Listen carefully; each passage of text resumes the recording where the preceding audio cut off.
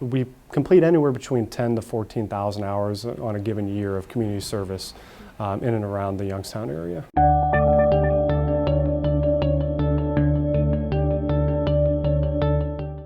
I'm Jimmy Bruce, president of Eastern Gateway Community College.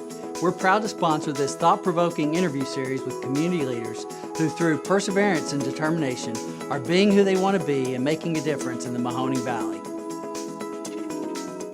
We are here talking with Dave Stillwagon, CEO of the Community Corrections Association. Thanks for being with us. Thanks for being here. Good afternoon. So if people are not familiar with CCA, they've likely seen your work, I should say, as they go down Market Street with the beautification of the entrance to Youngstown. So for those who aren't familiar with this, tell us a little bit about the organization and what your mission is. Sure. I think for a lot of people, it's a misconception to where they think that maybe we just revitalize property, although that is a piece of what we do from a mission standpoint. We started back in 1974 as a private nonprofit organization, and our primary focus is to work with individuals coming out of the state and federal institutions the last 4 to 6 months of their prison sentence, give them cognitive skills to be able to redevelop what their mindset is, criminal thinking, and so that way when they come back into the society, they're better than they were when they went away to prison. And tell us how much you have grown over the years. You now have 7 buildings. Actually 8 now. So when we started in 1974, we had 1 facility, which was where our administrative offices were located and is what is now our federal facility. And over the years, we added on additional buildings. So we operate 3 halfway houses. 1 is a standalone facility for females. The other 2 are for our male population. We operate the community-based correctional facility for Mahoning County. We have a graphics building where we do not only from a workforce development standpoint, internal printing for the agency, but then also printing for the general public. We have a day reporting program, which was the old Southside Library, and so we opened that facility in 2011. Then we also purchased Jack Lowe's Boxing Club a couple of months ago, which we are currently in the process of turning that into a recreational space for our resident population.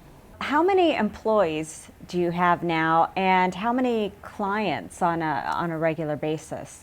So between full-time and part-time employees, we have 130, and that's grown over the years. A couple years ago, we were probably in the mid-90s.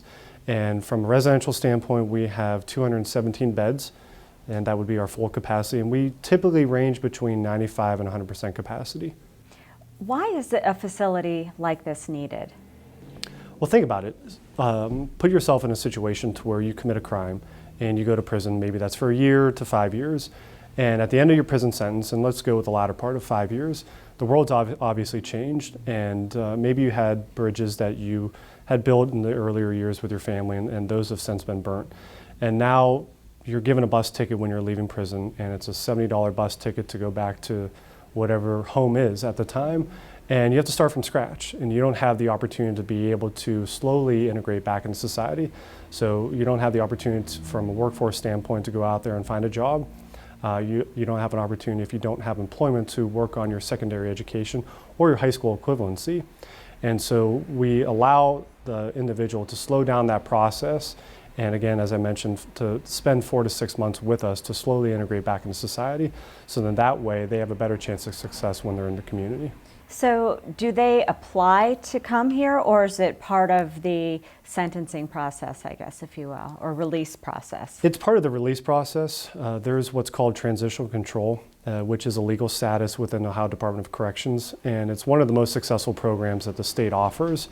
And so what happens is when somebody's incarcerated, their packet goes through the parole board, and then it makes its way to the Bureau of Community Sanctions. And from there, there's exclusionary criteria that they review based on instant offense, et cetera, to be able to determine whether or not he or she would be eligible for placement in a halfway house. And then there's 11 licensed halfway house providers throughout the state of Ohio, and per statute, they are all nonprofit.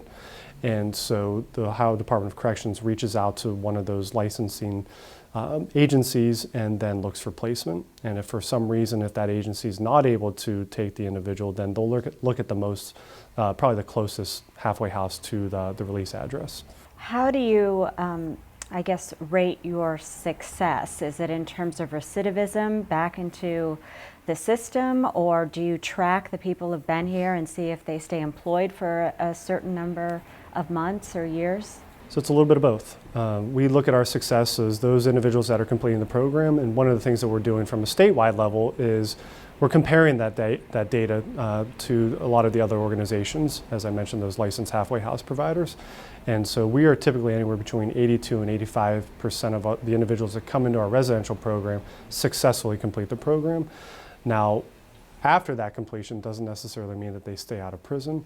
The Ohio Department of Corrections and the University of Cincinnati does recidivism studies, and the most recent data coming from the Department of Corrections showed that if you successfully completed a program at Community Corrections Association, your recidivism rate was around 21 to 22%. Now, to put that in comparison with the state average, I believe, listening to the Director of Department of Corrections last week, it's around 30 to 31% statewide. So we're about 10% percentage points below what the state average is. So when a resident comes here, I know you offer a number of programs for addiction, for anger management. Is there one area where you have seen the biggest growth or the biggest need? I wouldn't say that there's one area in particular. Probably, really when it comes to building the family ties back up is definitely a strong point that we want to focus on. Addiction has been, obviously with the opioid epidemic, pretty staggering, not only in the Mahoning County, but also within Ohio. And so, a large percentage of our population certainly struggles with addiction.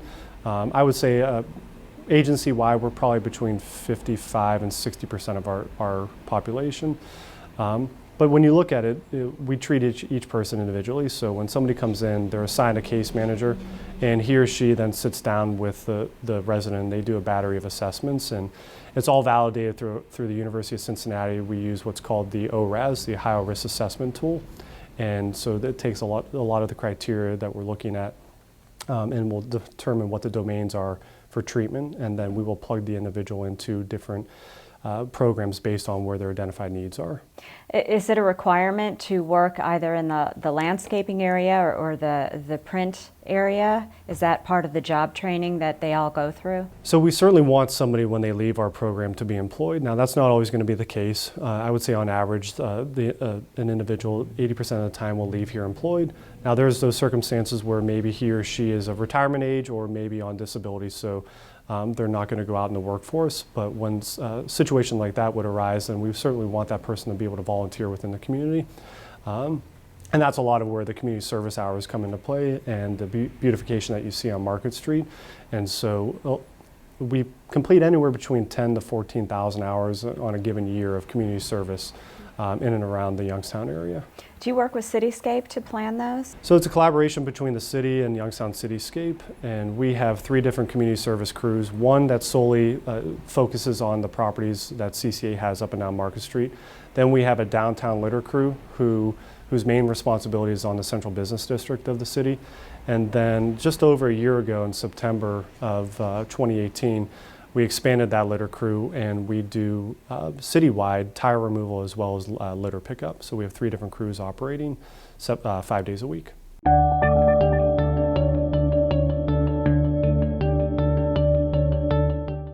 I'm Jimmy Bruce, president of Eastern Gateway Community College. We're proud to sponsor this thought-provoking interview series with community leaders who, through perseverance and determination, are being who they want to be and making a difference in the Mahoning Valley.